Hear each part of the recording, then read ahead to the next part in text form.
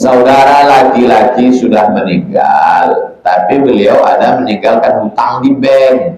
Apakah boleh saya saudaranya melunasi dari zakat mal saya?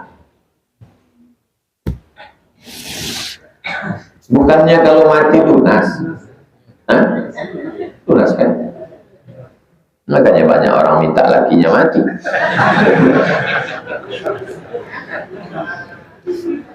Kalau ada seseorang meninggal, dia meninggalkan hutang. Hutangnya itu wajib tak dibayar? Wajib. Dari mana hutangnya dibayar? Min ba'di wasiyatin au yusi biha audain. Tidak boleh harta warisan dibagi sebelum dikeluarkan wasiat. Wasiat paling banyak sepertiga, dan bayarkan hutang.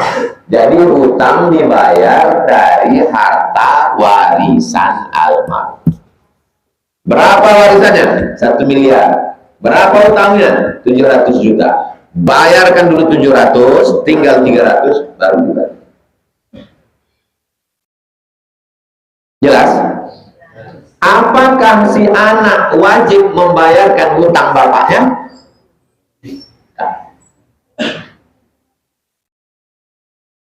Bapak antum meninggalkan hutang 1 miliar, lalu kemudian tak ada meninggalkan harta warisan apa-apa.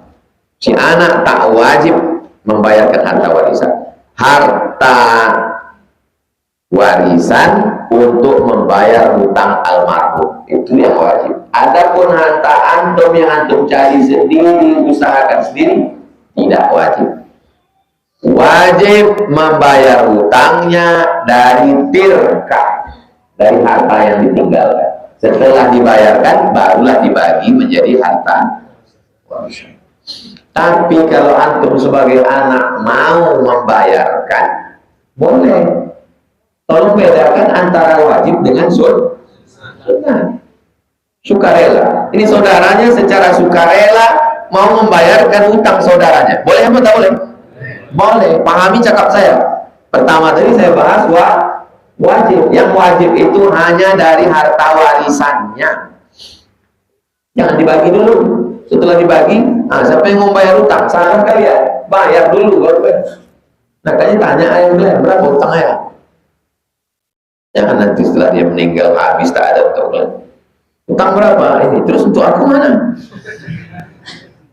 Kau carilah sendiri. Di sekolah kan. Memakan buah yang ditanam di kampus. Ada rupanya buah di UIN, ada pohon di UIN yang berbuah. Di mana? Undri. Nah, di UIN setahu saya tak ada. Tapi memang di UIN itu ditanam sengaja pokok yang tak berbuah. Kalau di Undri pohon apa? Metoa. Antum tanya Pak Rektor. Kalau kata Rektor bahwa ini ditanam untuk semua civitas akademika Undri, maka anak UIN haram memakannya. Dan saya kalau datang ke sana haram, karena saya tak ada bayar uang kuliah. Tapi kalau kata mereka ini ditanam hanya untuk jambangan dan buahnya hanya boleh dimakan untuk yang menanam, maka kalian tak boleh. Selama belum ada itu berarti samar-samar. Yang samar-samar itu namanya syubhat. Orang yang menjaga diri dari yang haram namanya takwa. Orang yang menjaga diri dari syubhat namanya wara'. Apa namanya? Orang yang wara' diberi Allah lebih baik daripada yang dia ingin. Antum ingin matoa, masuk ke Undri, nampak matoa. Antum jaga diri antum dari matoa, Allah berikan antum lebih hebat daripada matoa. Apa itu? Mertua.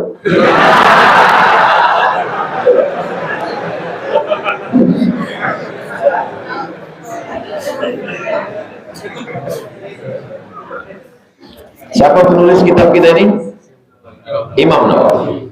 Imam Nawawi seumur hidupnya dia tinggal di kota, tulisannya Damaskus, ibu kota Syam, Damaskus. Selama di Damaskus dia tidak pernah makan buah-buahan, buah anggur, buah apel, buah segala buah yang ada di Damaskus tak pernah dia makan. Kenapa? Karena di Damaskus banyak tanah wakaf. Di atas tanah wakaf itu ditanam buah-buahan.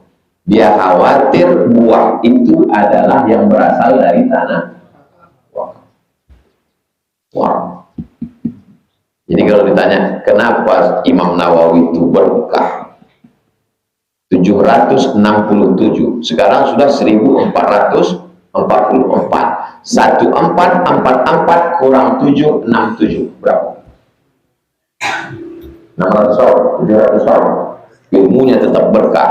Kalau kita baca hadis Sahih Muslim, yang mensyarah Sahih Muslim, nama kitabnya Al-Minhaj, syarah Sahih Muslim Ibnu Al-Hajjaj, Imam Nawawi.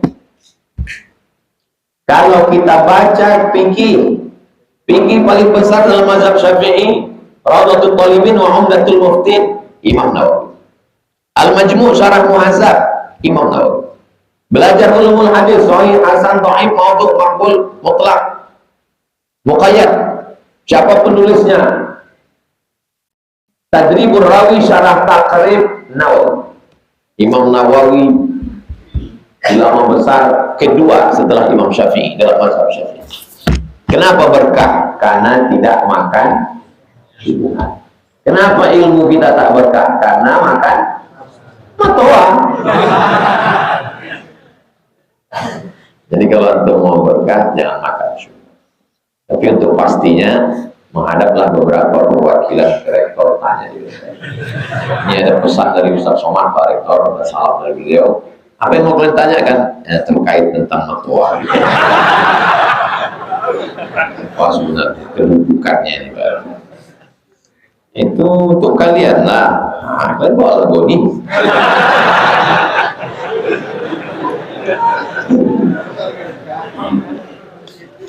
Enggak boleh.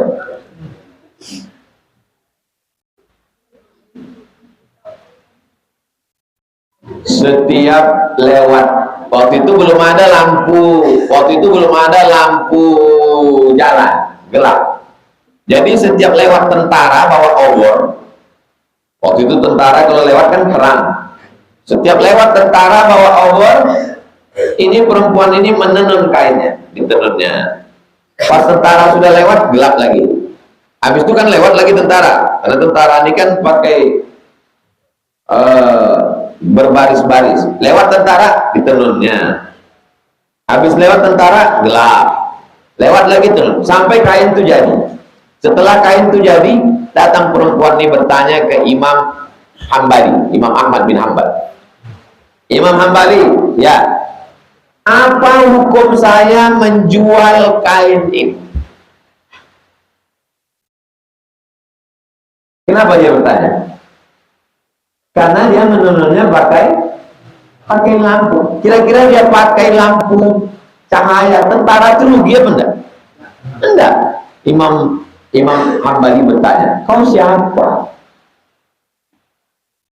Kata Imam Hambali, kata perempuan itu, aku adik Imam Bishri Al-Hafi. Bishri Al-Hafi seorang sufi, ulama besar wali Allah. Menangis Imam Hambali. Ternyata dari keluarga Bishri Al-Hafi masih keluar orang-orang yang wah. Untuk menjual kain yang ditenun karena ditenun saat lampu tentara lewat pun dia takut. Orang sekarang memang dicurinya betul listrik. Los kan meter dan dipakai dimakan semano berkah. Coba antum tulis di Google, handphone saya tak ada pula, Syekh Abdul Wahab Rokan. Tulis Syekh Abdul Wahab Rokan, habis itu pilih image gambar. Udah? Mana gambar itu juga? Nampak? Ini Syekh Abdul Wahab Rokan, meninggal 1926. Untuk mengingat sesuatu, kaitkan dengan dia dengan sesuatu yang lain. Kapan kita Sumpah Pemuda? 28. Nah, beliau meninggal 2 tahun sebelum Sumpah Pemuda. Jadi ketika nanti ingat Sumpah Pemuda, ingat beliau. Gitu cara untuk mengaitkan dengan sesuatu. Sumpah Pemuda 28. 2 tahun sebelum itu beliau meninggal. Ulama besar. Kenapa dia menutup kepalanya? Minjam sorban sekali lagi. Kenapa dia menutup kepala? Dia pakai utroh, ditutupnya kepalanya. Nah, saya belum harokan tutupnya kepala. Saya pernah ditanya, kenapa dia menutup kepalanya? Karena saya bilang, karena takut matanya menengok ke kanan. Kata Khalifah Tarekat Naqsabandiyah, dia takut kalau dia lewat di bawah pokok kayu,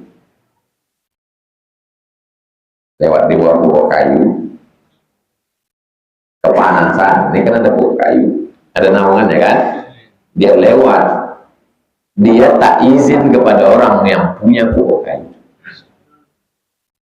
Maka supaya dia tidak ada sangkutan dengan orang ini, ditutupnya lah kepalanya, supaya dia bernaung di bawah kain dia tidak bernaung di bawah pokok kayu. Antum sudah berapa pokok kayu yang antum bernaung, dan pernahkah antum minta izin ke yang punya pokok kayu? Nampak halusnya tasawuf? Nampak? Tasawuf bukan cerita fikih. Kalau cerita fikih, apa salahnya?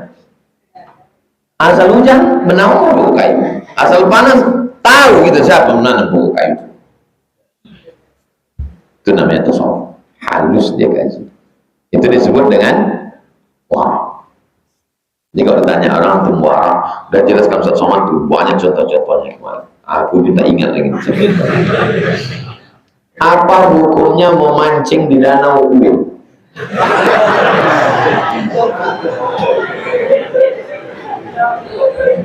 Dia menjumpai Profesor Hainus Rajab, tanya dia, ini Pak, UKT kami masuk ini enggak? Masuk kata dia. Pancing. Kalau kata dia tak masuk, berarti antum menjaga dari syubhat. Kain kena air liur, liurnya meleleh air liur itu kan. Apakah sah dipakai sholat? Air liur bukan najis. Yang najis itu air seni. Yang sepakat ulama tak ada ikhtilaf, air kencing. Yang kedua mazi. Mazi cairan yang keluar ketika antum bernafsu, tapi bukan sperma. Tentang sperma ikhtilaf. Pendapat yang kuat mengatakan tidak najis. Karena kalau sperma najis berarti antum najis semua. Karena antum terbuat dari sperma. Ada yang dari besi sini. Kalau ada yang dari besi berarti transformer sama Robocop atau Iron Man.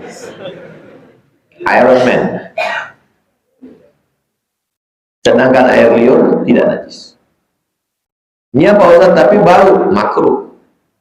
Innal malaikata tata'adza, malaikat tersakiti dengan bau busuk. Makanya sebelum sholat kita gosok gigi. Adakah hadis yang mengatakan sebelum tidur gosok gigi? Ada. Tolong carikan hadis sebelum tidur gosok gigi. Dibuka adalah Sahih Bukhari, Sahih Muslim, Sunan Abi Dawud, Sunan Nasa'i, Sunan Tirmidzi, Sunan Ibnu Majah, Musnad Ahmad bin Hanbal, Muwatta Imam Malik, Sunan Ad-Darimi. Habis itu dia lapor, siap, saya tidak menemukan ada hadis mengatakan sebelum tidur gosok gigi. Datang satu murid, ini ada hadis, apa bunyinya? Laula an asyqa ala ummati la amartuhum bisiwak inda kulli shalah. Kalaulah tidak memberatkan bagi umatku, maka aku suruh dia bersiwak setiap mau sholat. Itu kan mau sholat, mau tidur kan tidak. Tapi sebelum tidur dia kan sholat witir. Sebelum sholat witir dia gosok. Sebelum tidur kan dia sholat isya. Sebelum tidur dia gosok. Itu yang dimaksud dengan mafhumun nas, bagaimana memahami hadis, bukan letterlik, bukan dipahami secara tekstual. Kalau semua dipahami secara tekstual, anak TK pun paham Islam. Bagaimana memahami pesan di dalam teks? Itu yang dikaji dalam ilmu usul fiqh. 2 SKS 16 tatap muka. Potong mid semester dan UAS. Apakah kajian Rabu subuh akan terus berlanjut untuk seterusnya atau habis di 2022?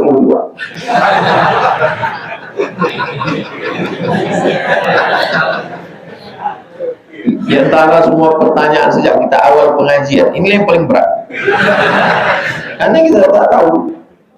Saya mengkhususkan hari Rabu sepanjang jalan Kamboja 4 kali. Rabu 1, Rabu 2, Rabu 3, Rabu 4 sampai kita hatam insyaallah. 2 gendang, kalau tak kitabnya hatam, saya hatam.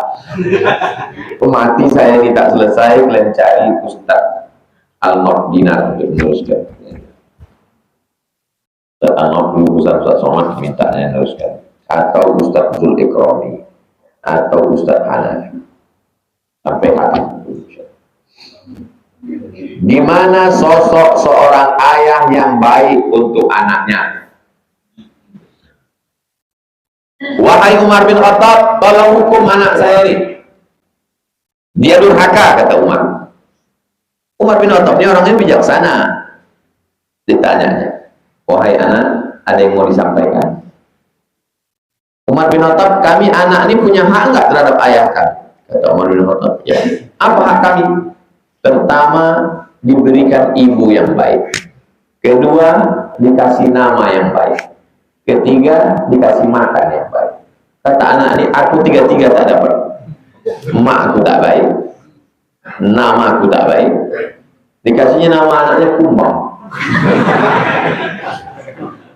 Makanku tak baik. Maka kata Umar bin Khattab ke bapak ini, laqad aqabtahu qabla an ya'uqqa alaik. Sebelum anak kau durhaka kepadamu, kau lebih dulu durhaka kepada anak. Jadi kalau selama ini ada anak durhaka, rupanya ada ayah durhaka.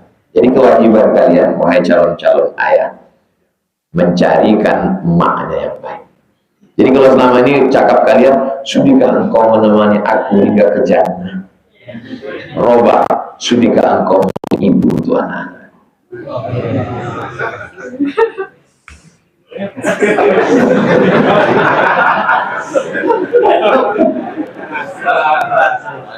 Karena antum akan pergi keluar kota, akan kemana, yang mengajar anak itu cara makan, berpakaian, bertutur kata, mengaji, baca Quran adalah dia yang tinggal di rumah. Kalau kalian pilih serigala, maka anak itu akan jadi ganteng-ganteng jadi serigala. Yang kedua, kasih dia nama yang baik, pilihkan nama yang baik. Kalau jumpa sama orang di Maroko, kayak Pahalu, Misian artinya baik, maka saya kasih namanya Misian. Mulia, tinggi, agung, mulia. Sami artinya tinggi, agung dan mulia. Saya kasih namanya supaya dia mulia, tapi dia tetaplah hamba Allah. Sami Ahmad Misbah Ibadillah, nama anak saya. Nama saya dikasih atuk saya dulu Solah. Solah pakai hak. Solah artinya baik. Solah artinya baik. Orang Melayu solah itu ikan selar. Mak saya tak pandai bahasa Arab. Siapa nama anak gue ya? Solah. Anak ikan gitu. Gantilah lain. Ganti Abdus Solah. Kasih nama anak ini, kasih nama Abdus Solah.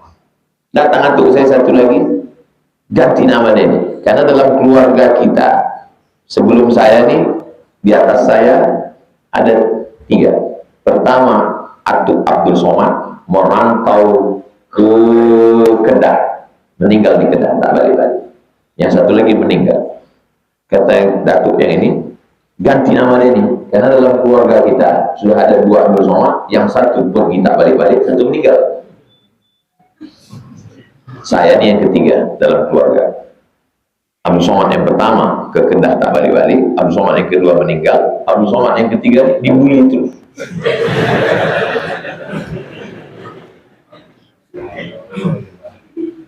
Apa amalan zikir yang baik untuk menghadapi sakaratul maut?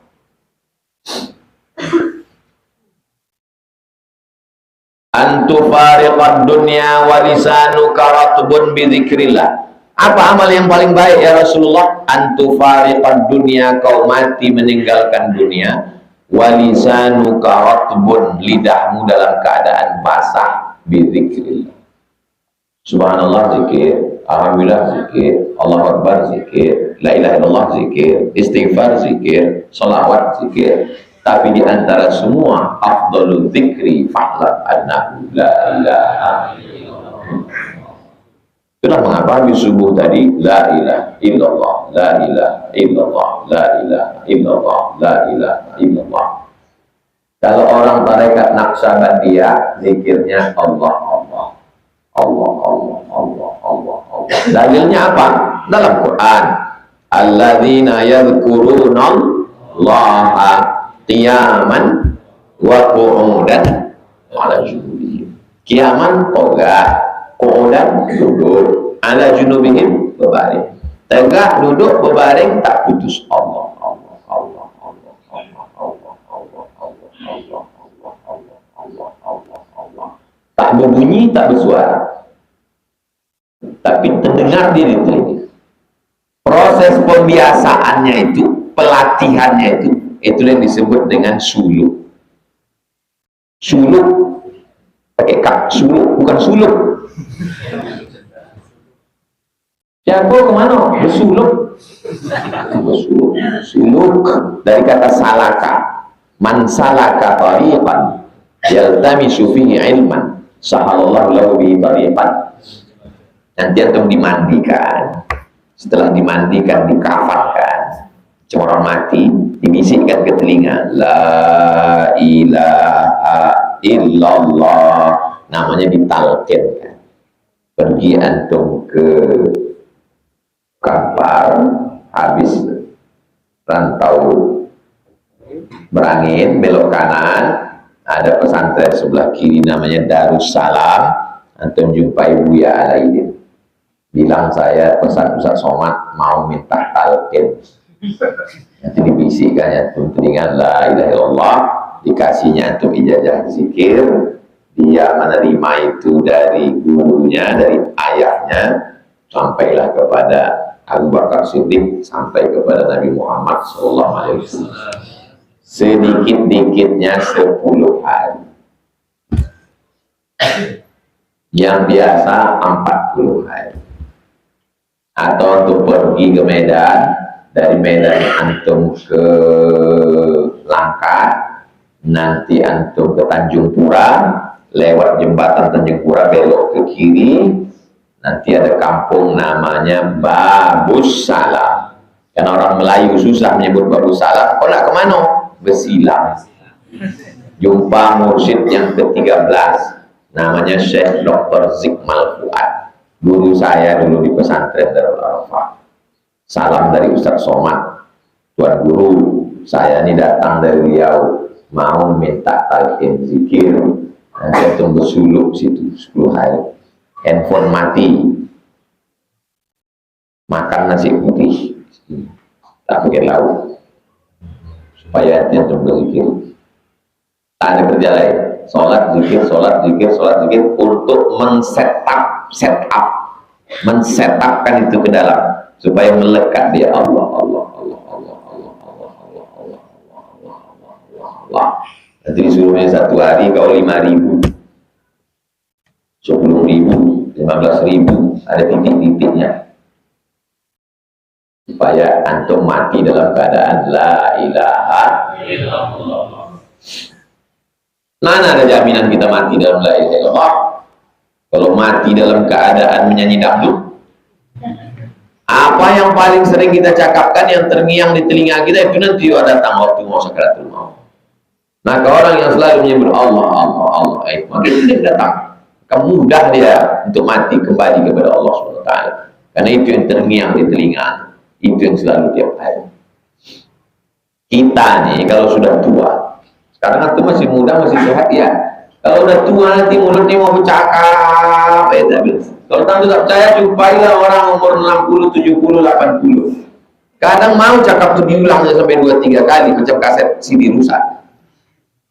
Tapi saya pergi ke Rokan dulu, banyak jumpa saya orang tua-tua, kamu bercakap. Satu kata-kata saya tanya, satu juga. Apa kabar Pak? Sehat. Tinggal di mana? Sipaku. Kenapa orang tak bercakap? Tempat orang kenapa tak bercakap? Rupanya dia mengejar target. Satu hari itu dia mesti berzikir 10.000. Kalau tak sampai dia tak berhenti.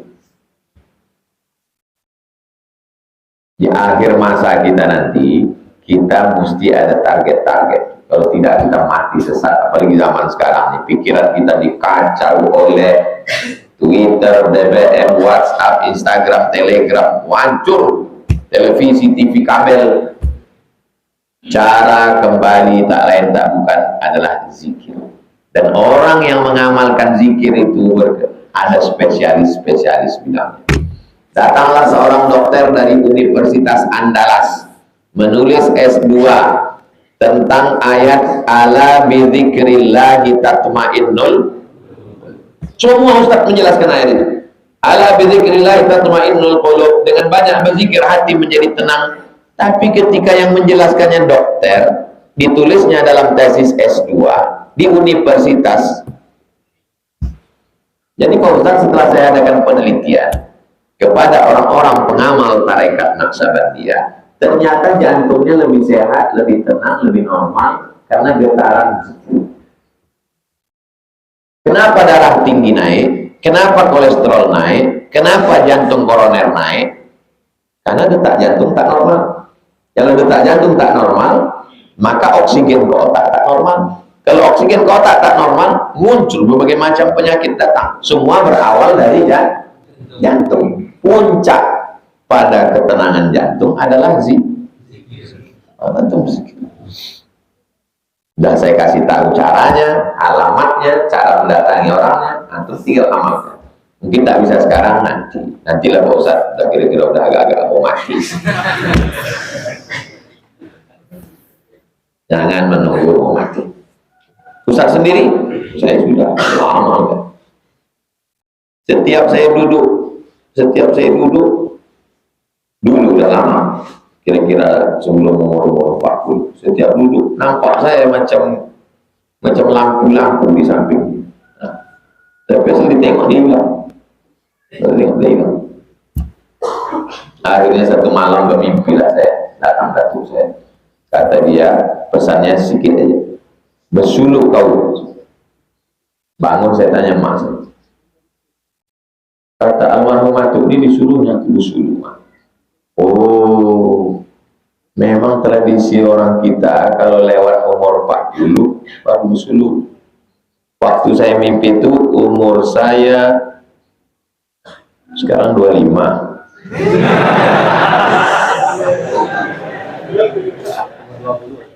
2016 berarti umur 2016 umur 39. Langsunglah saya kontak adik kelas saya, Ustadz Zulkarnain Pelalawan. Bila jadwal bersuluh Buya sama almarhum Buya Somad dan meninggal. Insya Allah tanggal-tanggal sekian Bang, saya ambillah cuti 10 hari. Jadi yang saya cakapkan ini bukan saya nyuruh antum, Ustaz itu nyuruh aja tuh, dia tak pernah. Udah saya buat. Bulan Januari 2017 tak ada kerja lain. Sholat, zikir, tak boleh berhenti sampai tertidur. Bangun tidur terus lagi. Sampai kita tak sadar antara tidur dan tak tidur. Dalam tidur itu pun itu juga dia tak berhenti dia. Allah.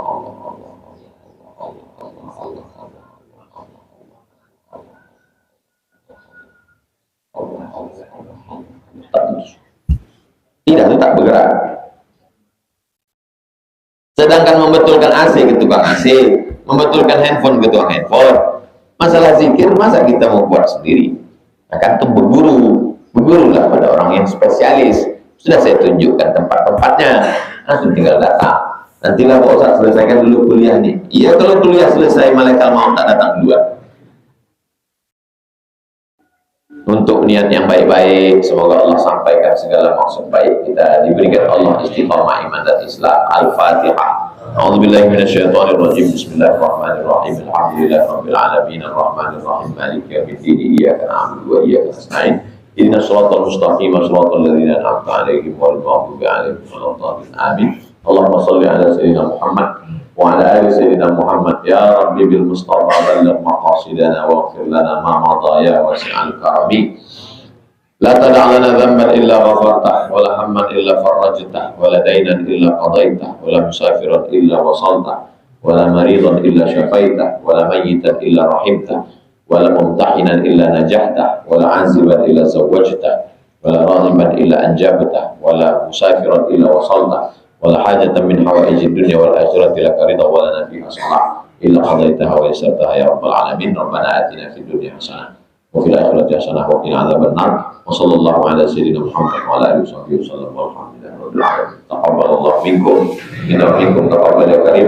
Subhanakallahumma wa bihamdika asyhadu an la ilaha illa anta astaghfiruka wa atubu ilaik. Wa sallallahu ala sayyidina Muhammad wa ala alihi wasallam walhamdulillahi rabbil alamin. Salat sunat asyraq wa rakaat. Assalamualaikum warahmatullahi wabarakatuh.